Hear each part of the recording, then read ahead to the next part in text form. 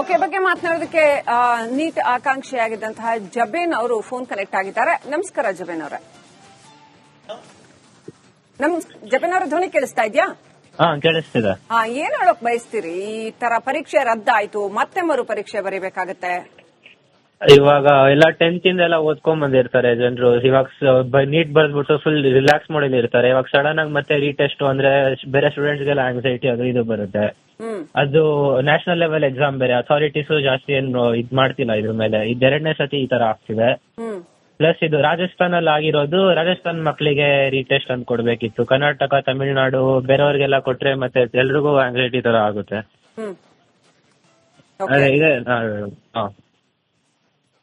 Okay, ಇವಾಗ ಎಲ್ಲರೂ ಕೂಡ ಬರೀಲೇಬೇಕು ಪರೀಕ್ಷೆ. ಒಂದ್ಸರಿ ಎಲ್ಲ ಓದಿ ಪ್ರಿಪೇರ್ ಆಗಿ ಎಫರ್ಟ್ ಹಾಕಿ ಪರೀಕ್ಷೆ ಬರ್ದಿರ್ತಾರೆ. ಇವಾಗ ಸುಮಾರು 22 ಲಕ್ಷ ಜನ ಸ್ಟೂಡೆಂಟ್ಸ್ ಪರೀಕ್ಷೆ ಬರ್ದಿರೋದು, ಮತ್ತೆ ಅವರೆಲ್ಲರೂ ಕೂಡ ಪರೀಕ್ಷೆ ಬರೀಬೇಕು.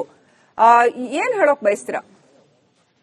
ಇವಾಗ ಫುಲ್ 3 ವರ್ಷ ಓದ್ಬಿಟ್ಟು ಇವಾಗ ಅವ್ರಿಗೂ ಓದಿರೋದೆಲ್ಲ ಇವಾಗ ಜಾಸ್ತಿ ಜ್ಞಾಪಕನೂ ಇರಲ್ಲ ಎಕ್ಸಾಮ್ ಬರ್ದಾದ್ಮೇಲೆ. ಇವಾಗ ಮತ್ತೆ ಸಡನ್ ಆಗಿ ಬರೀಬೇಕು ಅಂದ್ರೆ ಎಲ್ರಿಗೂ ಕಷ್ಟನೇ. ಮತ್ತೆ ಪ್ರಿಪೇರ್ ಮಾಡ್ಬೇಕು, ಅವ್ರು ಸ್ಟಾರ್ಟ್ ಮಾಡ್ಬೇಕು. ಸೊ ಪ್ರಶ್ನೆ ಪತ್ರಿಕೆ ಎಲ್ಲಾ ಕಡೆ ಲೀಕ್ ಆಗಿ, ಇವಾಗ ಏನ್ ಇಂಟರ್ನೆಟ್ ಜಮಾನ, ಎಲ್ಲಾರ ಹತ್ರ ಸೋಷಿಯಲ್ ಮೀಡಿಯಾ ಇರತ್ತೆ, ಮೊಬೈಲ್ ಇರತ್ತೆ, ಎಲ್ಲಾ ಕಡೆ ಸಿಕ್ಕಿದೆ ಅನ್ನೋ ಕಾರಣಕ್ಕೆ ದೇಶಾದ್ಯಂತ ಅದನ್ನ ರದ್ದು ಮಾಡಿದ್ದಾರೆ, ಮತ್ತೆ ರೀ ಎಕ್ಸಾಮ್ ಮಾಡ್ತಿದ್ದಾರೆ. ರಾಜಸ್ಥಾನದಲ್ಲಿ ಸಿಕ್ಕಿದ್ರು ಲೀಕ್ ಆದ್ರೂ ಅದೆಲ್ಲಾ ಕಡೆ ಸಿಕ್ಕಿರತ್ತೆ ಅಂತ. ಈ ವ್ಯವಸ್ಥೆನೇ ಸರಿ ಇಲ್ಲ ಅಲ್ವಾ? ಈ ತರ ಪ್ರಶ್ನೆ ಪತ್ರಿಕೆ ಲೀಕ್ ಆಗುವಂತದ್ದು, ಮತ್ತೆ ಮತ್ತೆ ವಿದ್ಯಾರ್ಥಿಗಳು ಎಕ್ಸಾಮ್ ಬರೆಯುವಂತದ್ದು, ಟೈಮ್ ಕನ್ಸ್ಯೂಮ್ ಆಗುವಂತದ್ದು. ಅಥಾರಿಟೀಸ್ ರೆಸ್ಪಾನ್ಸಿಬಿಲಿಟಿ ತಗೋಬೇಕಿತ್ತು. ಇನ್ನ ನ್ಯಾಷನಲ್ ಲೆವೆಲ್ ಎಕ್ಸಾಮ್ ಬೇರೆ. ಕರೆಕ್ಟ್. ಅದ್ ಫುಲ್ ಜನರು 3 ವರ್ಷ 4 ವರ್ಷದಿಂದೆಲ್ಲ ಡ್ರಾಪ್ ಔಟ್ ತಗೊಂಡೆಲ್ಲ ಪ್ರಿಪೇರ್ ಆಗ್ತಿರ್ತಾರೆ. ಕರೆಕ್ಟ್. ಇವಾಗ ಇದು ಎಲ್ಲ ಅಥಾರಿಟೀಸ್ ನ ಬ್ಲೇಮ್ ಮಾಡುವಂತದ್ದು ಇದು. ಕರೆಕ್ಟ್. ರೈಟ್. ಥ್ಯಾಂಕ್ ಯು ಜಬೇನ್, ರಿಪಬ್ಲಿಕ್ ನೊಂದಿಗೆ ಮಾತನಾಡಿದ್ದಕ್ಕೆ.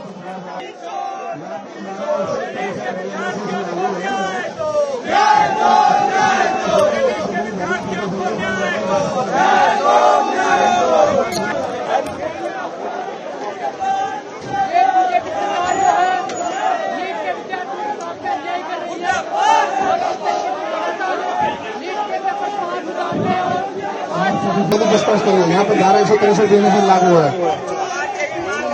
दैनिक समझो तो ये बनाना आप सभी को बार-बार सूचित किया जा रहा है कि यहाँ पर 1163 डोनेशन से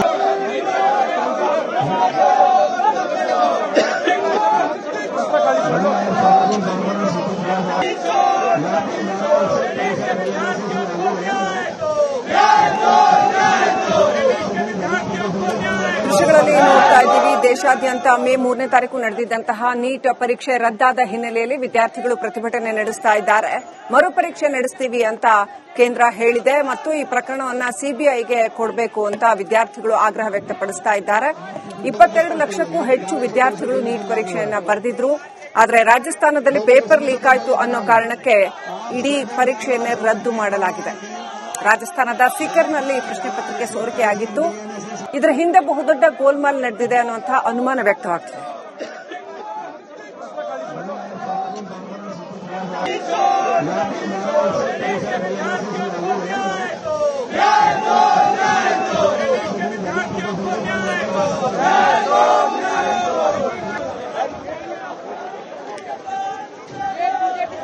ನೀಟ್ ಪರೀಕ್ಷೆ ರದ್ದಾದ ಬೆನ್ನಲ್ಲೇ ಪ್ರತಿಭಟನೆ ಜೋರಾಗಿ ನಡೀತಾ ಇದೆ. ದೆಹಲಿಯಲ್ಲಿ ಎನ್ಎಸ್ಯುಐ ಬೃಹತ್ ಪ್ರತಿಭಟನೆ ಮಾಡ್ತಾ ಇರೋದು. ಬ್ಯಾರಿಕೇಡ್ ಮೇಲೆ ಹತ್ತಿ ಪ್ರತಿಭಟನಾಕಾರರು ಆಕ್ರೋಶವನ್ನ ವ್ಯಕ್ತಪಡಿಸ್ತಾ ಇದ್ದಾರೆ.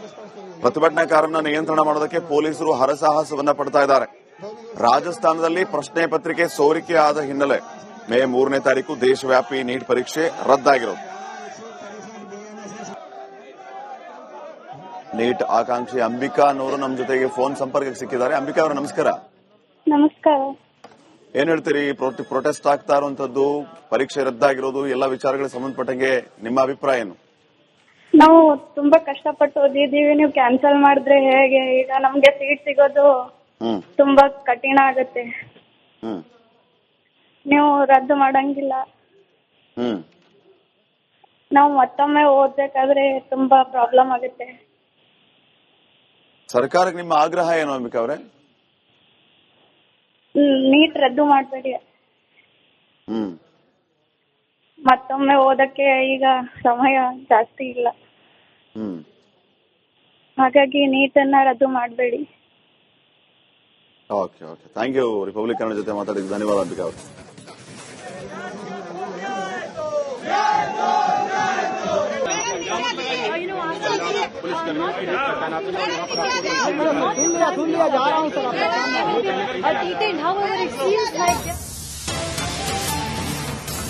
ದೇಶದ 551 ನಗರಗಳಲ್ಲಿ ನೀಟ್ ಪರೀಕ್ಷೆ ನಡೆದಿತ್ತು, ಅದು ಈಗ ರದ್ದಾಗಿದೆ.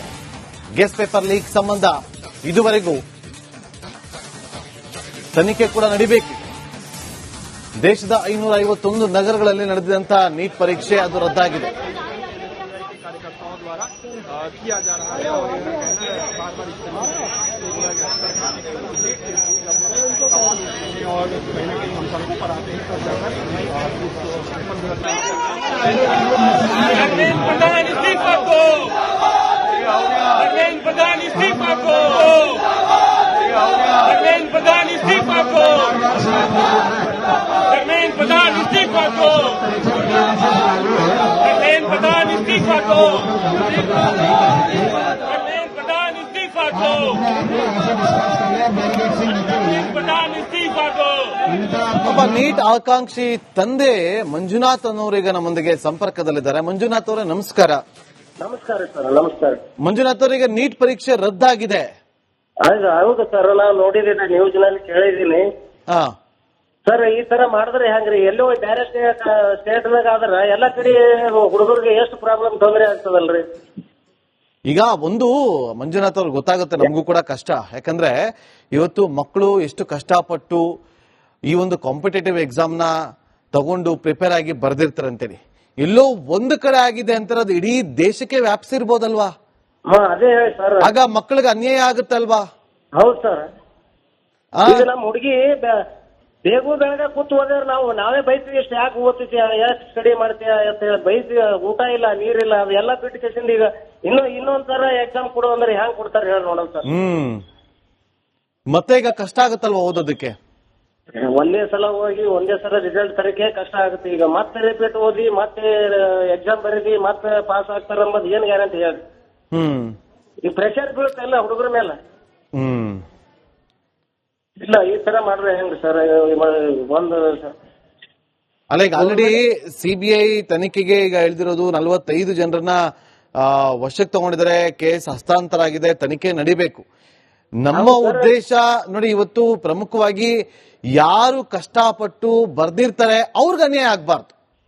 ಕಷ್ಟಪಟ್ಟು ಓದಿ, ಈಗ ಯಾರೋ ಪೇಪರ್ ಲೀಕ್ ಆಗಿರೋದನ್ನ ತಗೊಂಡು ಅದನ್ನ ನೋಡ್ಕೊಂಡು ಬರ್ದು ಅವರು ಹೆಸರು ಮಾಡ್ಬಿಟ್ರೆ, ಅವರು ಪಾಸ್ ಆಗ್ಬಿಟ್ರೆ, ಕಷ್ಟಪಟ್ಟು ಓದಿರೋರಿಗೆ ಸಿಕ್ಕಂತ ಪ್ರತಿಫಲ ಏನು ಸಿಗೋದಿಲ್ಲ ಸರ್. ಇಲ್ಲ ಈಗ ಎಕ್ಸಾಮ್ ಆಗಿ 15 ಡೇಸ್ ಆಯ್ತು. ಮೊದಲೇ ಯಾಕೆ ಗೊತ್ತಿಲ್ಲ ಇದು ಲೀಕ್ ಆಗಿದ್ದು? ಈಗ ಹೇಳಿದ್ರಲ್ಲ ಮಂಜುನಾಥ್ ಅವರೇ, ಈಗ ಹೇಳಿದ್ರಲ್ಲ, ಈ ಪ್ರಶ್ನೆ ಇಂಪಾರ್ಟೆಂಟ್. ಮುಂಚೆನೆ ಯಾಕೆ ಇವ್ರು ಕ್ರಮ ತಗೊಂಡಿಲ್ಲ? ಮುಂಚೆನೆ ಯಾಕೆ ಅದ್ರ ಬಗ್ಗೆ ಗಮನ ಕೊಡ್ಲಿಲ್ಲ? ಇಷ್ಟೊತ್ತರೆಗೂ ಇಷ್ಟು ದಿನ ಯಾಕೆ ಸುಮ್ಮನೆ ಇದ್ರು? ಹೌದು ಸರ್, ಅದೇ ಕೇಳ್ತಾ ಇದ್ದೆ ನಾನು. ಈಗ ಮಕ್ಕಳ ಪರಿಸ್ಥಿತಿ ಏನು? ಈಗ ನೀಟ್ ಒಂದ್ಸರಿ ಎಕ್ಸಾಮ್ ಬರ್ದಿರ್ತಾರೆ, ಒಂದ್ಸರಿ ಎಕ್ಸಾಮ್ ಬರ್ದ್ಮೇಲೆ ಮುಗೀತು, ರಿಲ್ಯಾಕ್ಸ್ ಮಾಡಿ ಹೋಗ್ಬಿಡ್ತಾರೆ. ಸರ್ ಈಗ ಎಕ್ಸಾಮ್ ಮುಗಿದ ನಂತರ ಅವ್ರಿಗೆ ರಿಲೀಫ್ ಆಗಿದೆ ಅಂತೇಳಿ ಅಲ್ಲಿ ಟೂರ್ ಹೋಗ್ಬಿಟ್ಟಾರ್ರಿ. ಈಗ ಇದು ನಾವು ನ್ಯೂಸ್ ಹೇಳಿದ್ರೆ ಪೂರಾ ಶಾಕ್ ಆಗ್ಬಿಟ್ರಿ ಅವ್ರು. ಇಲ್ಲ ಮಂಜುನಾಥ್ ಅವರೇ, ಶಾಕ್ ಆಗೋದ್ ಬೇಡ, ಆಗೋದೆಲ್ಲ ಒಳ್ಳೇದಕ್ಕೆ. ನೋಡಿ, ಇವತ್ತೇನಾದ್ರು ಒಂದು ಅನ್ಯಾಯ ಆಗ್ಬಿಟ್ಟಿದ್ರೆ ಎಷ್ಟೋ ಜನ ಮಕ್ಕಳ ಭವಿಷ್ಯ ಹಾಳಾಗ್ತಾ ಇತ್ತು ಅಲ್ವಾ? ಥ್ಯಾಂಕ್ ಯು ಮಂಜುನಾಥ್ ಅವರು, ಥ್ಯಾಂಕ್ ಯು.